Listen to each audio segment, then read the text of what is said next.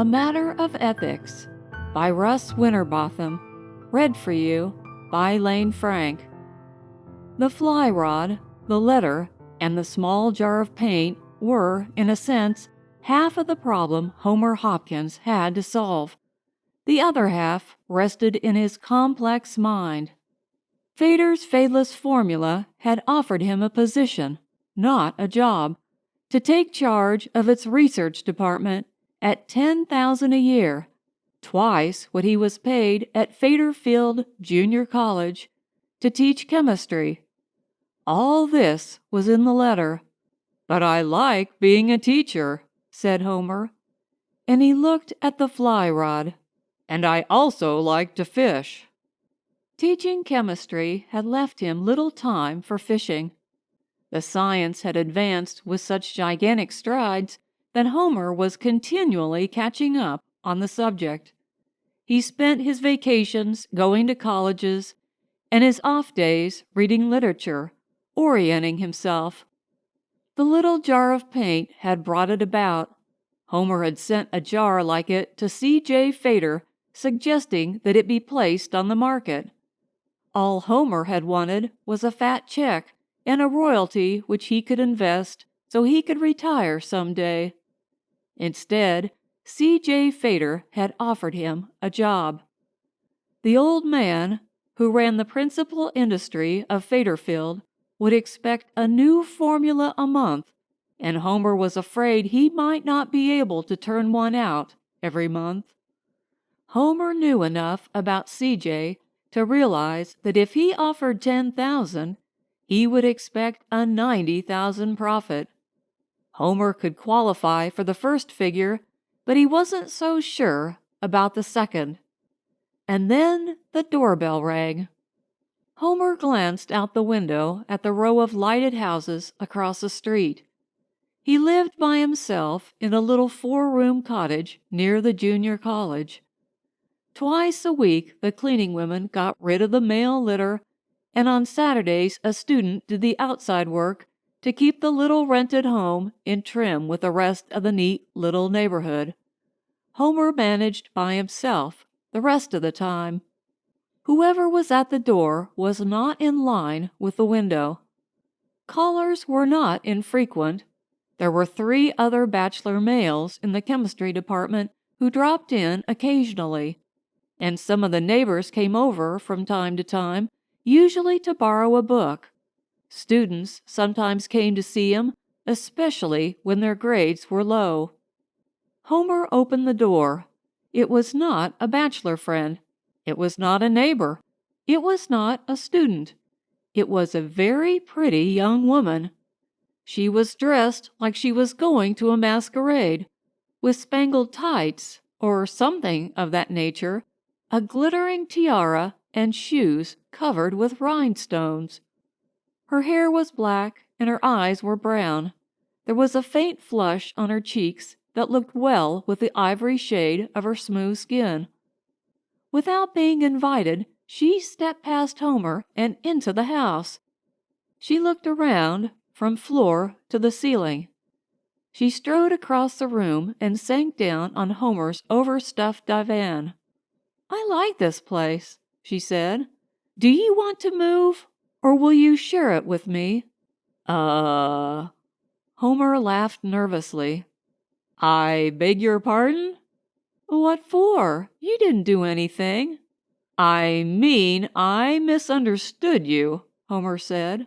"I thought you suggested taking my house away from me." "I didn't," said the young woman. "If you want to stay, it's all right with me. I'll only be here a few days.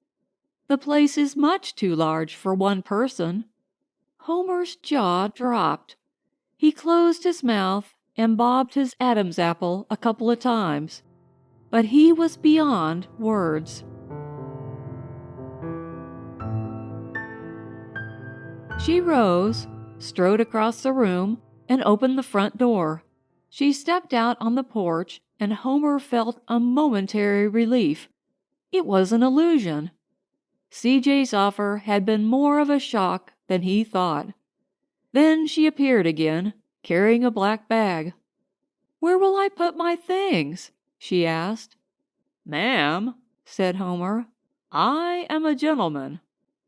That, he decided, was the best way to state his position in mixed company. "What has that got to do with it? I'm a lady." "Certainly, ma'am, but you must realize that what you're suggesting is, most unorthodox. I don't propose to turn my house over to you, with or without company. Even if—" Homer clamped his jaw shut, for he almost said that the offer was attractive. How could he have said such a thing? He had hardly known this woman for a full minute.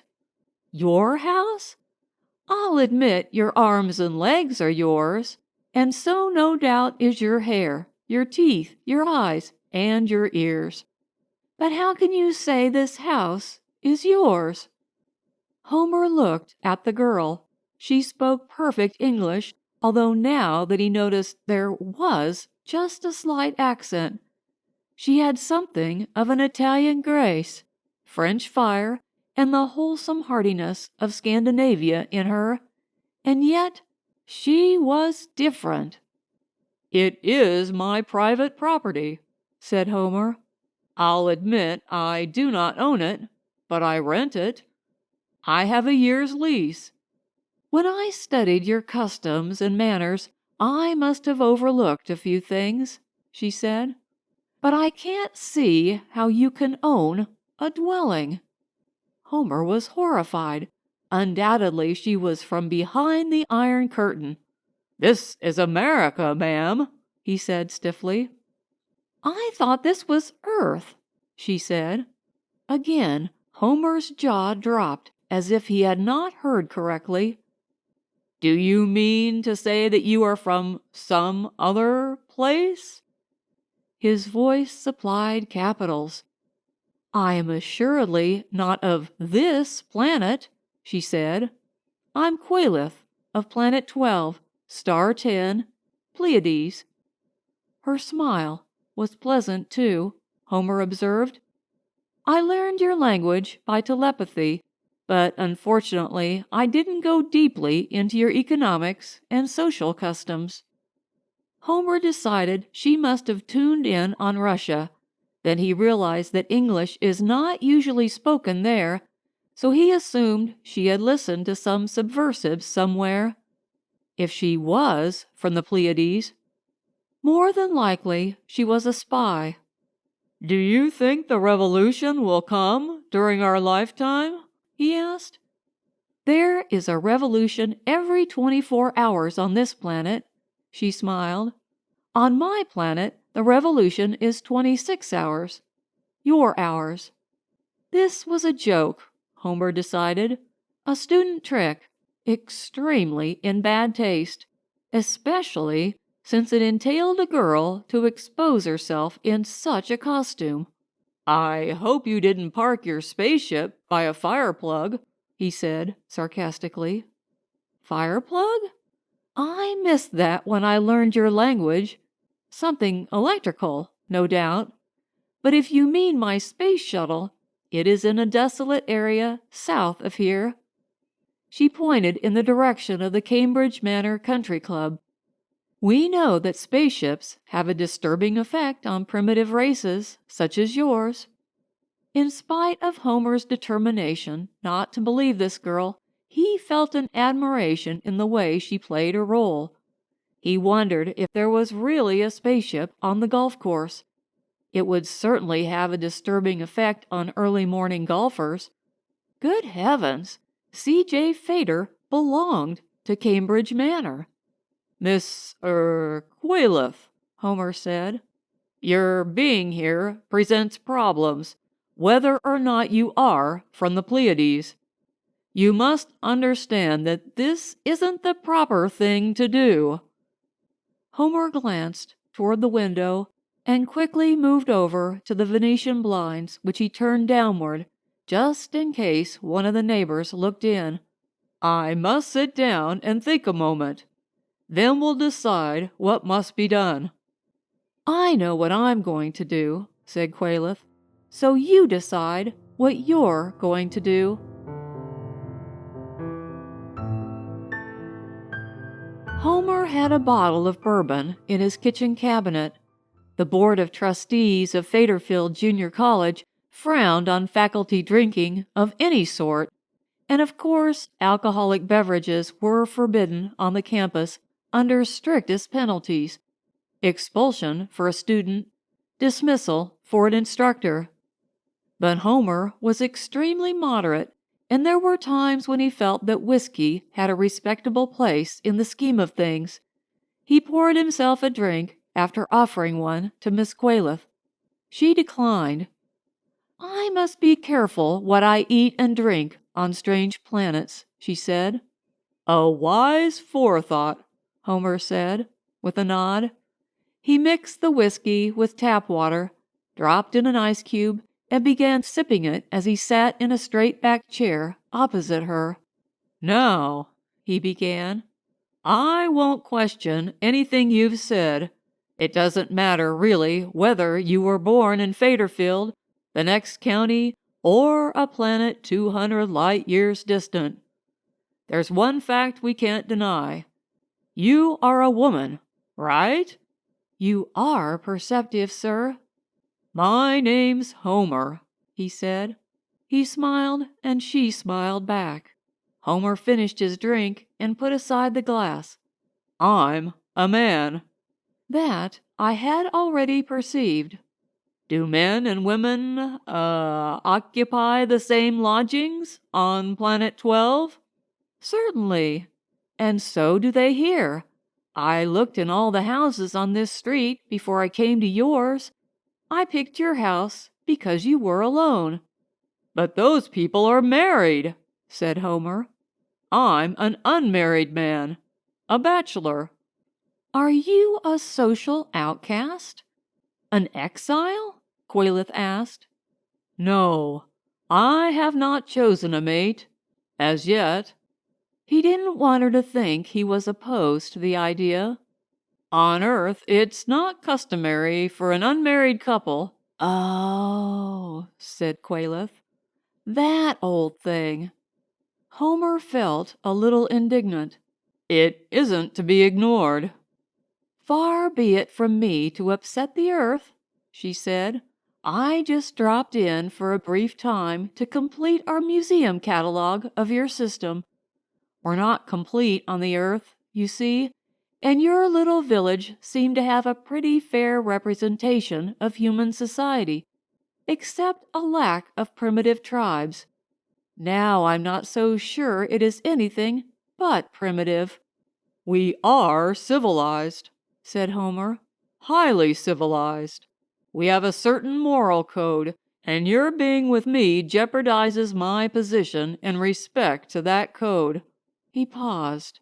"If anyone saw you here, I'd be disgraced. I couldn't face my fellow citizens." He added mentally that he wouldn't get that job with Fader's fadeless formula if he wanted it. "Is that why you closed the blinds?" Homer nodded. "It would seem to me to be worse if people knew I was here and didn't see us," she said. "But I'm new to your planet, and I still have a problem. Where will I stay?" Homer thought quickly. "There's a rooming house where some of the lady teachers stay." He paused, looking at her spangled costume, and shook his head. "But your clothes wouldn't be understood. They'd think you were a burlesque queen." "A burlesque queen?" "Another thing you'd never understand," said Homer. "If I could find the proper clothes, I could say you were a cousin from Des Moines." "What is a cousin from Des Moines?" Homer shook his head. "You'd give away the show." "Why don't you say I'm from another planet?" "No one would believe it. In fact, I'm not sure I believe it myself." "If Earthlings won't believe the truth, why not let me stay here? No one would believe I did." "You don't understand," Homer groaned. "There's such a thing as custom. moral law, ethics, social behavior. There are ways a person can act, because to act otherwise is not the thing to do. Certain things cannot be done, and people are quick to suspect that they are being done sometimes when they're not being done. Am I clear?" "No," said Quayleth, "but the Earth file in our museum is going to be a large one." Suddenly the phone rang. Homer jumped and knocked his empty glass to the floor. Quickly he rose and lifted the phone. "This is Veda, Hopkins," came a voice over the wire. "About my letter." "Oh, yes, CJ. It came today." "This is a big thing, my boy." "I know it is, CJ." "I want to get started on it immediately." "To be frank, CJ, I wanted a little time to think it over." "I'll make it 12,000 if you make up your mind now. Tonight," Fader said. "I'm going to expand. I'll make Fader's Fearless the biggest line of paints in the world. But I've got to have research. You've convinced me you could do the job." "Can I call you back, CJ? I just want to study this thing." "And get rid of Quayleth," Homer told himself. "No, I'm coming over to talk to you." There was a click in the receiver, and Homer held a silent phone. "A funny instrument," said Quayleth. "It'll never take the place of telepathy." Homer put the phone back in its cradle and picked up the empty liquor glass. He took it to the kitchen. It wasn't the first thing he had to do, but CJ might not approve, so Homer had to get it out of sight. He closed the kitchen cabinet door so the whiskey was out of sight. Then he went to the living room and saw that Quayleth was unpacking her bag. Homer could see the spangles of garments like the ones she wore. She was setting out small boxes, which looked a great deal like boxes of things that women always carry, perfume, cosmetics, and so on. "No, no, no!" Homer shouted. "You mustn't unpack your bag. CJ will be here any minute." "I was here first," said Quayleth. "Listen, Quayleth," said Homer. "On your planet there must be certain rules of conduct that may seem outlandish when considered alone, but have very good reason for being when you consider them in the light of other facts." "Oh, yes," said Quayleth. "One should always wear a telepathy helmet when he's keeping a secret." Homer took Quayleth by the arm, led her to the divan, and sat down beside her. Quickly and pointedly, he told her about Fader's fadeless formula and the opportunity that faced him, and he gave her the facts of life. "The only drawback is that old skinflint, Fader himself," Homer explained. "As I'm fixed now, I have a pleasant job. The dean's nice and easy-going. I get along fine, and I like my work. Fader will pay me twice as much, but he'll be breathing down my neck every minute, making sure he's making a 90% profit on everything I do." "You don't know whether to take a job in which you'll be unhappy, but which can give you what you want, or to stay on a job where you'll be happy, but poor. Is that it?" Quayleth looked at him with a curious expression in her eyes. "That's it," said Homer. The front doorbell rang, and Homer realized he'd spent more time explaining to Quayleth than he should have spent. He jumped to his feet. His arms swept up the boxes and piled them into the bag. He lifted the bag and ran to the kitchen. "Hide, Quayleth, hide quickly, in the bedroom, and close the door," he said. He thrust the bag in the broom closet off the kitchen. When he returned, he saw Quayleth admitting C.J. Fader at the front door. "Humph," said Mr. Fader. His eyes traveled over Quayleth from spangled boots to gleaming tiara. "Oh, Mr. Fader," said Homer thickly. I must have arrived more quickly than you anticipated, said Fader. He stepped forward and nudged Homer. You sly young dog.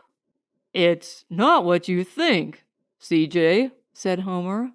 I haven't said a word about what I thought, said Fader. What I want to know is where you found her. I didn't. I'm from another planet, said Quayleth. I'll say you are, baby, said Fader, chucking her under the chin. You know, Homer here had me fooled, but I can see he's not as namby-pamby as I thought. Yes, sir, he's quite a boy. He's been explaining all the manners and customs of the earth to me, said Quayleth. And I'll bet he knows how, said Fader. It's really the truth, said Homer. Quayleth is from the Pleiades. Oh, yes, near Cincinnati. Well, I always heard those Cincy girls were pretty cute. Playing at the Roxy? Homer shuddered. She's left her spaceship on the Cambridge Manor golf links, he said. Mr. Fader roared. Homer, you're a man after my own heart. I'll tell you what, boy. You come into my organization, and I'll make you a vice president with a big chunk of stock. You can have charge of research, and if you can line up the babes for our conventions, we'll put the whole damn paint trade in our pocket inside of 2 years. After all, boy, it's girls and salesmen, not the quality of your product, that win on today's market. Slowly, the idea sank into Homer's brain. Mr. Fader hadn't wanted to hire him because he was anything special. As a chemist, how much will I get? Homer asked bluntly. The stock ought to be worth $12,000 a year, said Fader.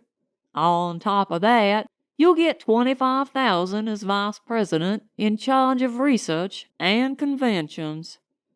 And the $10,000 that Homer hoped to get had been cheap. $10,000 for a chemist, $25,000 for a salesman, plus a bundle of stock. A high-priced pimp. Are you sure I'll be worth it? Don't talk like an nincompoop, boy. We're in. He turned to Quayleth.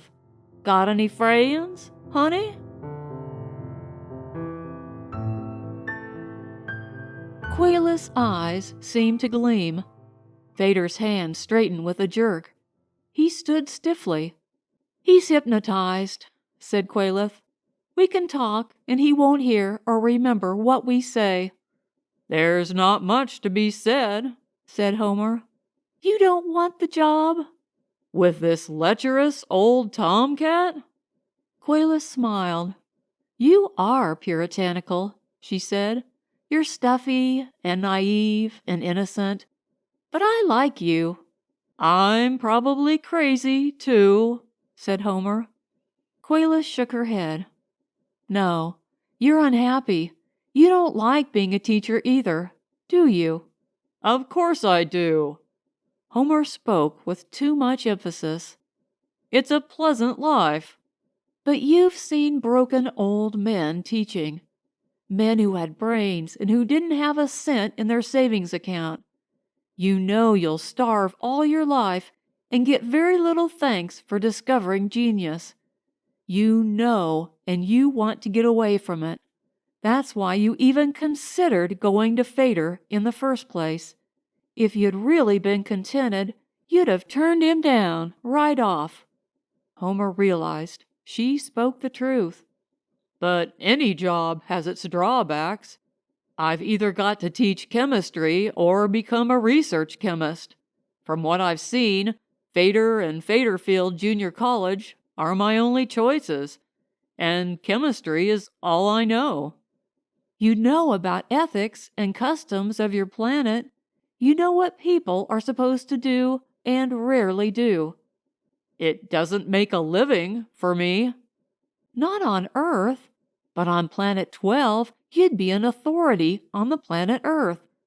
The only authority because you know all about the Earth's unkept laws of social conduct, and you're one of the few that ever kept those laws. One thing held Homer back. Is your planet really communistic? Don't you have private property? Do you own this house? Well, I rent it, but some people do own their houses. Are you sure? Well, they have mortgages and taxes and so on. Actually, very few people own what they think they have, except their bodies. But men move in with women and women move in with men. This thing you call marriage corresponds with a custom we have, said Quayleth. I was going to marry you. I don't know you, and you don't know me. How do you think I found you without telepathy? And you've seen me now. Is there anything wrong about me that... Nothing, Homer said, fervently. He thought of people who had courted many years and still didn't know each other. Then he glanced down at Fader, still staring hypnotically. What a tale he's going to spread about town tomorrow, Homer said. He won't believe it, said Quayleth. I'll be gone, said Homer. Then we'd better get going. You can work on the Earth file on the trip to the Pleiades. Says you, said Homer. He got her bag from the broom closet, and as an afterthought, he picked up his rod and tackle. Maybe he'd get some fishing done on Planet 12, among other things.